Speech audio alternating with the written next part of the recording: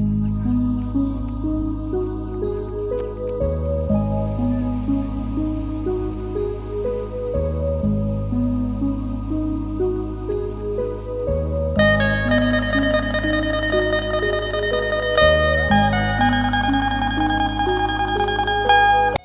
มีหน้าก็สะดวกสบายไปมีเขากินหลายพี่น้องผู้บ่มีหน้าก็ต้องจำเป็นต้องได้เฮ็ดให้งามขนาดเลยวิวนี่คือทุ่งหน้าคืออยู่ในภาพวาดในเทมนิยายโอ้ยโอ้ยโอ้ยป้าตัวก่อน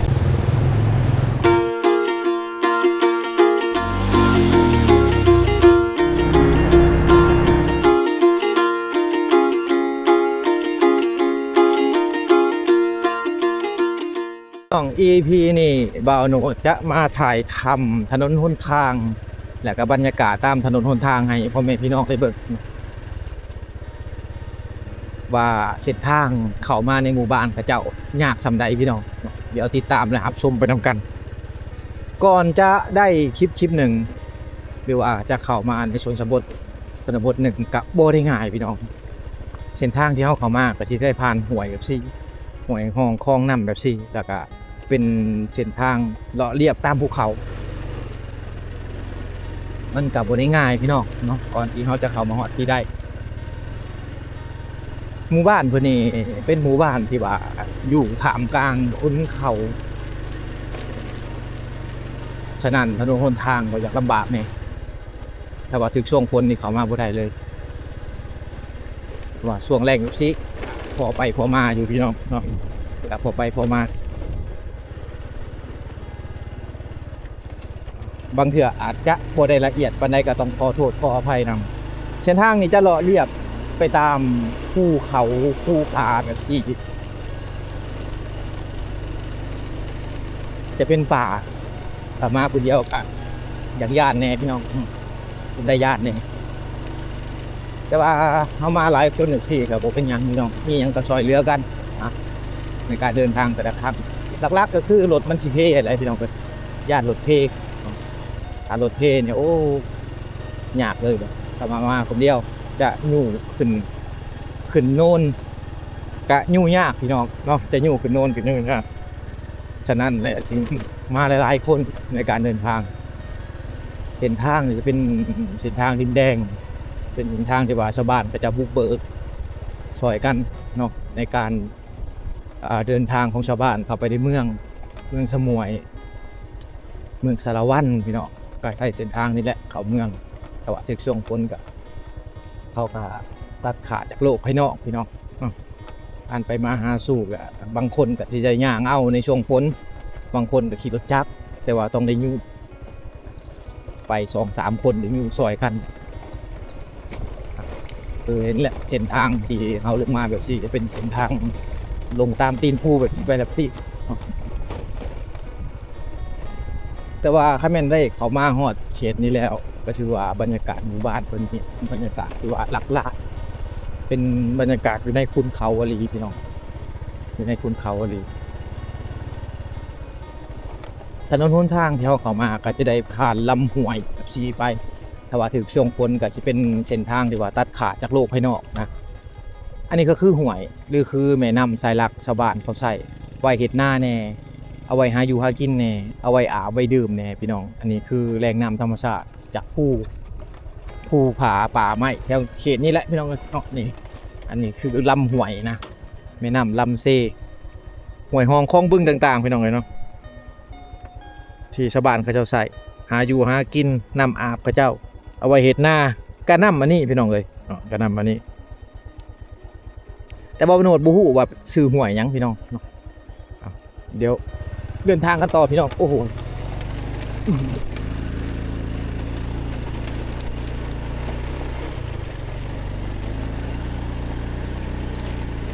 ทางจะลงค่อยขึ้นค่อยไปแบบนี้แหละที่บ่โนดเข้ามาในชนบทเขตทางใต้ของลาวเขาแต่มีโอกาสเดี๋ยวสิไปดินทางเหนือพี่น้องเนาะทางเหนือยังบ่เคยไปฮอดเหนือสุดแต่เกือฮอดแต่เชียงกวางเกือบฮอดซ้ำเหนือไปยังบ่ฮอด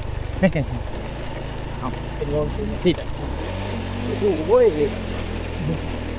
แต่ว่าช่วงพ้นนี่ขึ้นบ่ได้แหละต้องในยู่เอาศพผมบ่เรียบไปตามภูเขาแบบสิตามป่าตามดงแบบสิอันตรายก็คือ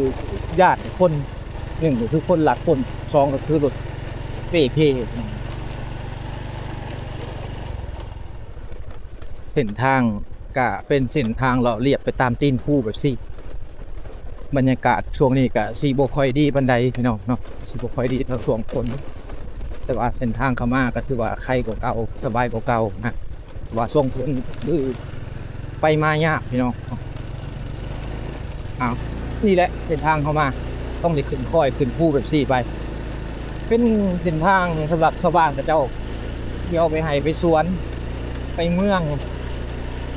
ไปโรงหมอพี่น้องบางคนก็ไปหาญาติพี่น้องไปใส่เส้นทางนี่คือกันทั้งหมดนะครับภูเขาอ้อมหอกมาช่วงนี้ก็คือช่วงที่ว่าชาวบ้านเขาจุดไห้แน่พี่น้องเนาะอยู่ฝั่งลาวเฮาก็สิจุดไห้หลายการเฮ็ดไห้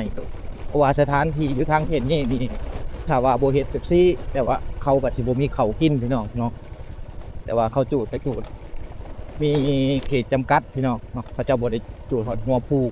ป่าสงวนนั้นเขาจะจุดแต่ในภูน้อยแบบซี่ที่เป็นไห้เก่าเขาพี่น้องบ่เฮ็ดก็บ่มีแนวกินพี่น้องก็ต้องจำเป็นต้องได้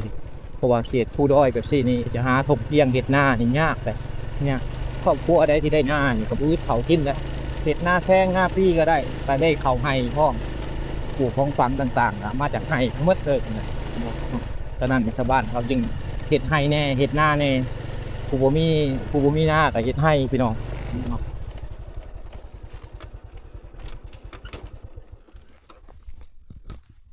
คืออยู่พูนพี่น้องอยู่พุ่นก็สิเป็นทุ่งนาของชาวบ้านเขาเจ้านะเป็นทุ่งนาของเขาผู้มีนาก็สะดวกสบายไปมีเขาวกินหลายพี่น้องผู้บ่มีนาก็ต้องจำเป็นต้องได้เฮ็ดให้ได้บุกเบิกผู้ทั้งหลังนี้ตามแคมนี่เนาะที่ว่ามันบ่ถือกับป่าสงวนเขาหั่นก็เฮ็ดเป็นวางปลูกข้าวแน่ปลูกพืชพันธุ์ต่างๆสำหรับในครัวเฮือนซานต่างๆพี่น้องจำเป็นเขาเจ้าก็อันนี้ก็บ่ว่าเขาพี่น้องเนาะการหาอยู่หากินต้องอยู่กุมปีสิไปรับจ้างหกจักโรงงานกะมันอยู่ใกล้แน่พี่น้องเนาะเดินทางกันต่อเนาะอัปเดตเส้นทางที่แวะมาถ่ายทำให้พ่อแม่พี่น้องนี่เบิ่งเส้นทางที่บนโนดมากะคือเห็นอยู่แล้วในช่วงนี้ก็คือว่าเป็นเส้นทางที่ว่าสะดวกสบายแน่เนาะแต่ว่าเข้ามาช่วงฝนนี่ก็เป็นเส้นทางที่ว่ายุ่งยากลำบากเนาะเพิ่นยุ่งยากลำบากหลายต้องเดินทางเข้าไปประมาณ15กิโลเมตรแต่15กิโลเมตรจะเป็นเส้นทางแบบนี้ทั้งหมดเลยจะบ่แม่นเส้นทางที่ว่าดีพี่น้องเป็นเส้นทางขึ้นภูเขาแบบนี้แหละแต่ว่าคือช่วงฝนก็สิเป็นเส้นทางที่ว่ามืด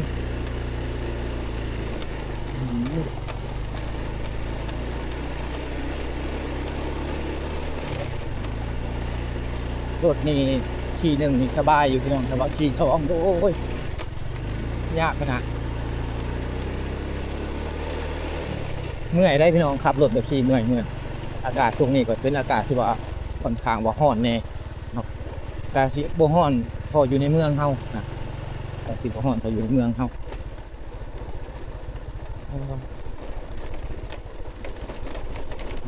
เพิ่นก็ใกล้สิฮอดในเมืองนี่แหละพี่น้องใกล้สิฮอดคือโอ้ยทางขึ้นมาถึงทรงพลมาคนเดียวนี่โอ้ยสิยุ่งขึ้นเลยแหละพี่น้องเอ้ยเบิดมื้อเลยยุ่งรถขึ้นค่อยนี่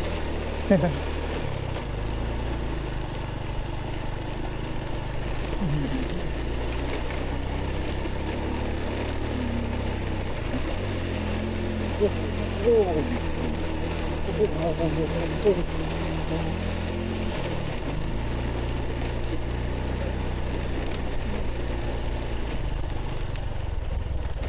นค่อยลงค่อยแบบนี้เลยขึ้นค่อยลงค่อยไปเรื่อยๆขึ้นภูลงภูแบบสิ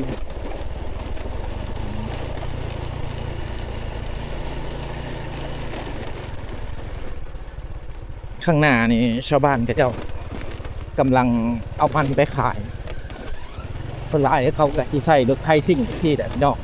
ในการไปค้าไปขายเนาะ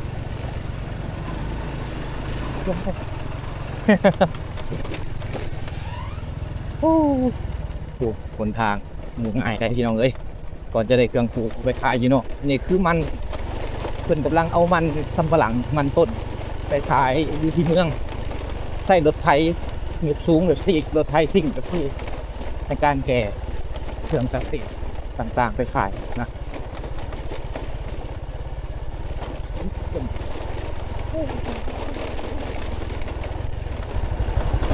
โอ้โหโอ้ย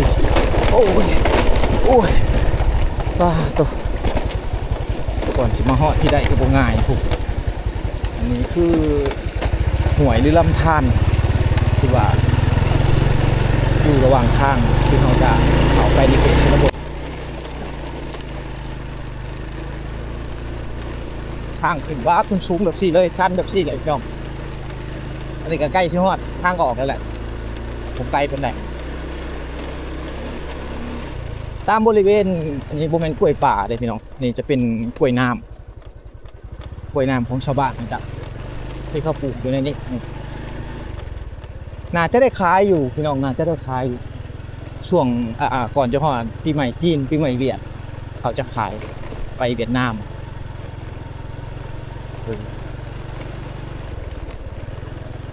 แต่ว่าราคาก็บ่ค่อยดี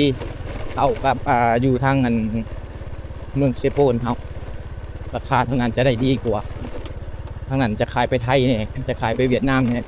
เนาะโอ้ย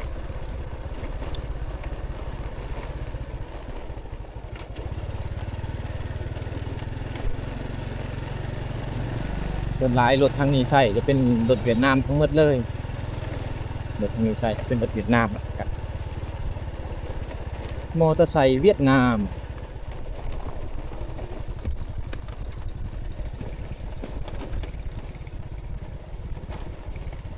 นี่แหละก็คือเส้นทางที่เรามาเส้นทางที่เราเดินทางแต่ละครั้งมันก็บ่ได้ง่ายนะก่อนจะได้คิดเขตชนบทพี่น้องเอามาถึงช่วงก็สิถึงช่วงบรรยากาศดีก็ดีไปเนาะแต่ว่าเอามาถึงช่วงนี้ก็บรรยากาศบ่ค่อยดีแต่ว่าเส้นทางเข้ามาในหมู่บ้านเก่าก็มันก็ง่ายขึ้นกว่าเก่านะถ้าว่าเอามาช่วงฝนก็น้ำมันจะท่วมแหละพี่น้องเลยตามถนนหนทางแบบนี้น้ำมันจะจะท่วมทั้งเมิดเลยเข้ามาก็ยากลำบาก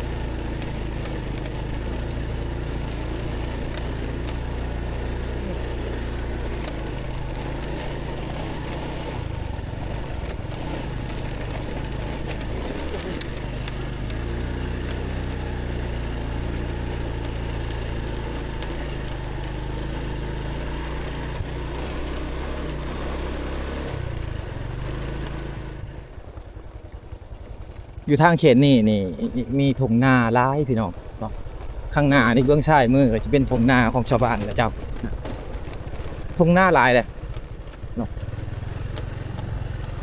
เขาอยู่เฮ็ดอ่ตามห้องแม่น้ำตามห้องหมวดนี่ไปนะ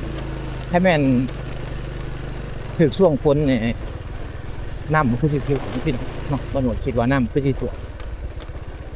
น่าจะเฮ็ดได้แต่หน้าแซงหรือว่าหน้าปังนะถ้าสิซื้อเฮ็ดหน้าปีนคือสิบ่ได้พี่น้องเนาะ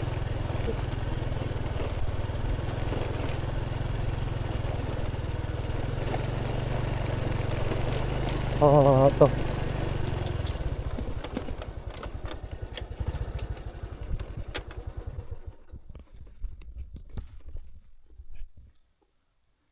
บรรยากาศดีขนาดเลยพี่น้องเนาะอันนี้จะเป็นย่านแม่น้ำอีเมยพี่น้องเนาะเป็นคลองแม่น้ำอีเมยนะออกไปพุ่นมันจะเป็นออกไปเวียดนามเด้อออกไปพุ่นออกไปเวียดนามนะอันนี้จะเป็นทงไห่ทงนาของชาวบ้านเขาเจ้าช่วงนี้เขาก็เฮ็ดนาแซงมโนดคิดว่าหน้าปีอาจจะเฮ็ดบ่ได้พี่น้องเฮ็ดได้แต่นาแซงเนาะเพราะว่าเฮาเบิ่งถนนหนทางเขาเจ้าเข้ามาแน่แล้วก็คลองน้ำแน่พี่น้องเอ้ยเนาะช่วงนั้นน้ำคือสิหลากคือสิหลายแน่ไปโอ้งามขนาดเลยวิวนี่ คืออันทุ่งนาคืออยู่ในภาพวาดในเทมนิยายเลยพี่น้องเนาะสุดๆออกไปพุ่นกับชิแม่นเส้นทางที่จะไปเวียดนามเลยพี่น้องเห็นแต่อยู่หัวภูเนาะออกไปอันทางด่านละไล่นะออกไปทางด่านละไล่ เอาเดินทางกันต่อพี่น้องเดินทางกันต่อนี่คือบรรยากาศระหว่างทางที่บอลโอนมาถ่ายทำให้พ่อแม่พี่น้องได้เบิ่งได้ประมาณ11 โมงแหละพี่น้อง12 โมงแล้วเนาะเราต้องเดี๋ยวออกไปก่อนจะไปหากินข้าวแล้วก็สิเดินทางกันต่อเข้าไปอีกเขตชนบทยามแรงๆเนาะไปถ่ายทำเขตชนบทอยู่ในเขตเมืองสมุยให้ครับพ่อแม่พี่น้องได้เบิ่งกันวิทย์โน่นนี่ออกไปกับชีวิตพี่น้องครับเส้นทางที่เขามานี่แหละถ้าว่าเขามาช่วงพ้นก็สิเป็นวางที่ว่าน้ำหลากพี่น้องเนาะน้ำหลากน้ำไหลวางนี่เป็นวางที่ว่าตัดขาดนะตัดขาดชาวบ้านเขาจากเมืองจากตัวเมืองเลยไปมาบ่ได้ต้องในย่างเอา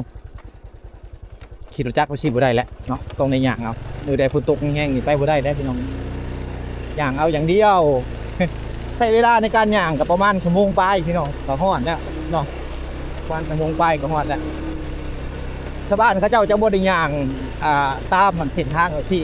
แต่ว่าเขาจะย่างตามเส้นทางลัดไปตามเส้นทางลัดไปเดินไม่ฮอดนี่คือเดินทางกันพี่น้อง EP นี้ก็ต้องบอกขอบใจหมดทุกคนและที่เข้ามาติดตามรับชมพี่น้องเนาะช่องเบาหน่วยพะเลาะมันอาจจะเป็น EP ที่ว่าบ่ละเอียดปานใดก็ต้องขอโทษขออภัยนำหมดทุกคนที่เข้ามารับชมนี่วิทย์โน่นข้างหน้านี่ไปวิทย์แล้วพี่น้องอันนี้ก็หมดแล้ว